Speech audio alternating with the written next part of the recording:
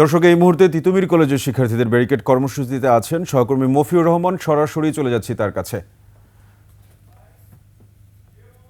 মফিউর, শুনতে পাচ্ছেন?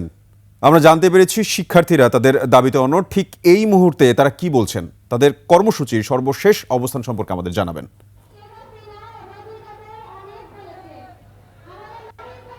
ধন্যবাদ সাব্বির। এই মুহূর্তে আমি আছি মহাখালী আমতলী যে মোড় আছে সেখানে আমি অবস্থান করছি। বিকাল থেকে আপনি যদি আপনাকে দেখাতে চাই যে তিতুমিরে যে শিক্ষার্থীরা রয়েছেন তারা এখানে অবস্থান নিয়েছেন। বিকেলে তারা তাদের ক্যাম্পাসের সামনে অবস্থান নিচ্ছিলেন, তিতুমির কলেজের সামনে। সেখানে তারা অবস্থান করছিলেন, মুহুর্মুহু স্লোগান দিচ্ছিলেন বিশ্ববিদ্যালয়ের দাবিতে।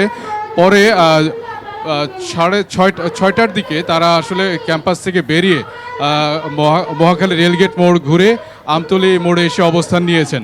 তাদের দাবি হচ্ছে তিতুমির কলেজকে বিশ্ববিদ্যালয় করতে হবে এবং আজকেও 6 জনের আমরণ অনশন সহ মোট 12 জনের মতো অনশনে রয়েছেন।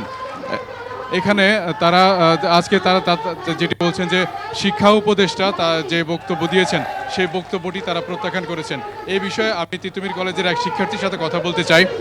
আসলে আপনারা আজকে কি দাবিতে আন্দোলন করছেন? আমাদের আন্দোলনটা অনশন আন্দোলন শুরু হয় হচ্ছে 29 তারিখ থেকে।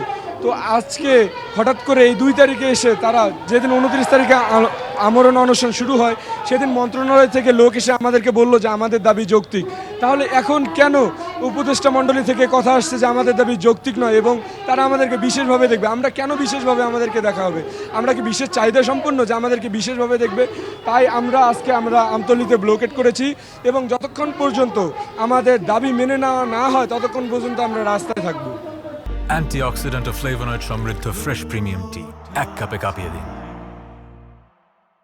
আপনারা উপদেষ্টার বক্তব্য কি প্রত্যাখ্যান করছেন? অবশ্যই আমরা আমাদের যৌক্তিক দাবিতে এই উপদেষ্টার যে প্রস্তাব করেছেন, তিনি যে বক্তব্য দিয়েছেন, এটাকে আমরা প্রত্যাখ্যান করছি।